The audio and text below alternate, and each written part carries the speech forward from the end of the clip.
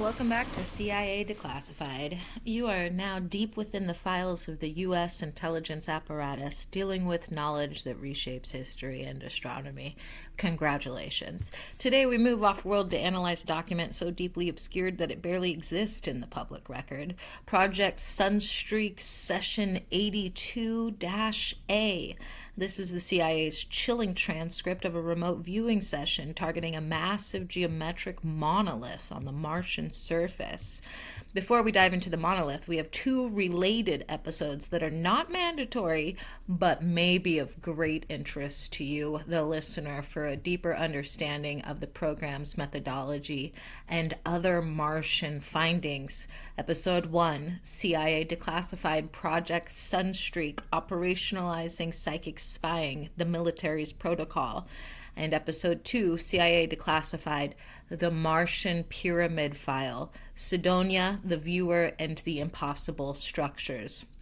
Today we dive into the core of the remote viewing program's most alien target, the Martian monolith. This file, buried within the Sunstreak project, moves from proof of psychic technology to the revelation of an alien history directly linked to Earth. The date is 1982. The CIA has already proven the viability of remote viewing on Earth, successfully locating classified sites. Their next target was not about finding objects, but about finding origins. The target? Not the rover, but the structure. The internal project notes are clear. The target was not a geographical feature, but a specific non-natural geometric artifact on the surface of Mars. The coordinates placed the target near the Martian equatorial range. Project Sunstreak, SESS-82-A target briefing, a quote, a stable, massive, artificially constructed, freestanding rectangular feature on the surface of Mars. Priority, determine origin, material composition, and current power state, end quote. View C-37. The Stargazer. The viewer assigned to this target was C-37, known within the program for their exceptional ability to visualize large geometric forms in non-terrestrial locations. The initial sessions were extremely difficult, plagued by atmospheric interference in what C-37 simply referred to as the, quote, the silence, end quote. The methodology of penetration. The initial session transcript shows C-37 struggling for weeks. The remote viewing monitor, codenamed Sparrow, employed a technique known internally as sequential feedback loop.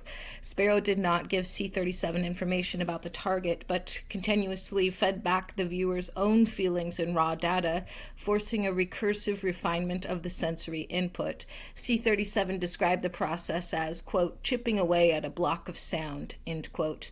The monitor's notes state that the monolith itself seemed to be shielded by a non-physical, quote, temporal distortion field, end quote.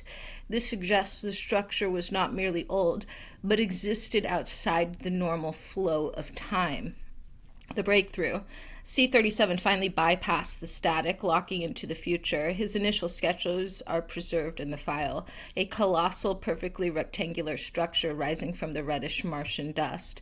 It is impossibly sharp without erosion despite its apparent age. This is the monolith. The scale is monumental, estimated by the viewer to be well over 3 kilometers tall, an absolutely impossible feat of engineering for any known terrestrial civilization. The raw psychological shock recorded in the transcript is palpable. The monitor had to halt the session temporarily due to the viewer's sudden spike in heart rate and physiological distress. The sheer overwhelming age of the artifact was physically taxing. C-37's subsequent sessions reveal that the monolith is not just a statue, it is an active piece of infrastructure, or perhaps a tombstone. The geometry of power. The monolith's function, as described in the report, is not communication, but storage. C-37 repeatedly describes it as cold power, an energy source contained within a perfect crystalline matrix. This energy is not heat or electricity as we understand it, but a manipulation of the fundamental weak and strong nuclear forces. The energy signature is described as, quote, luminous black, end quote. Another quote from SESS 82A transcript, page 12. It pulls the light, but not to reflect. It stores the light. It is a beacon that transmits nothing, but holds everything, like a battery designed to last for 1 billion years, end quote. Material analysis. The metacrystal. The monolith is not made of simple rock or metal. C37's description led analysts to propose a metacrystal structure. It is described as being simultaneously opaque and transparent, capable of absorbing and emitting light across the entire electromagnetic spectrum.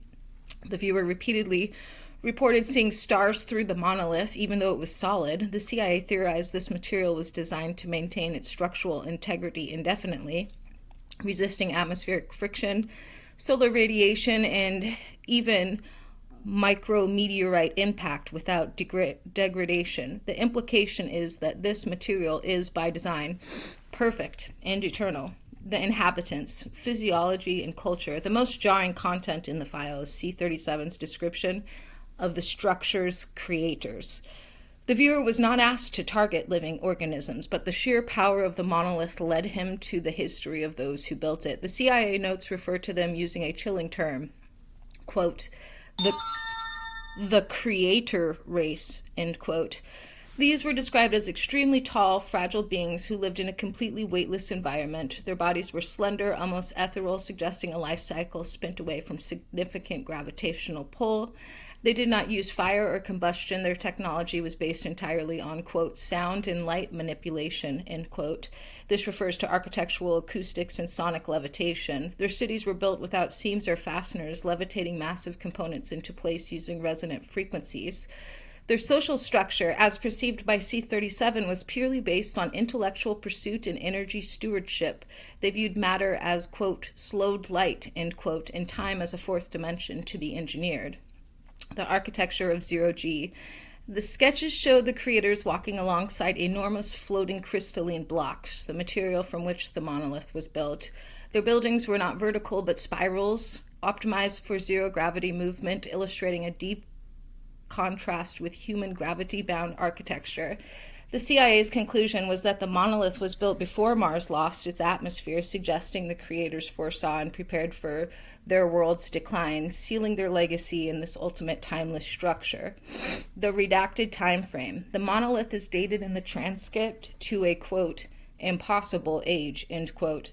The CIA blacked out the specific time reference given by the viewer, but the context suggests the monolith predates the existence of life on Earth capable of building it, pushing the age into the billions of years. The knowledge of the true Martian timeline was deemed too destabilizing to the current scientific paradigm. The notes contain a heavily censored section where C37 gives a numerical sequence, a date, that analysts immediately flagged as, quote, incompatible with deep terrestrial geology, end quote. The monolith file goes from disturbing to terrifying when C37 connects the dots between Mars and Earth. The CIA's analysis following the monolith session strongly suggests that the creator race had a vested interest in our own planet. The seed and the cycle. C37 viewed images of the creators departing Mars not because of disaster, but because their star system was fading. Their survival plan was chilling. They didn't flee to another planet. They seeded new life on a fresh world, Earth. This act of seeding was not random. It involved transporting advanced biological components and establishing infrastructure to protect the nascent civilization.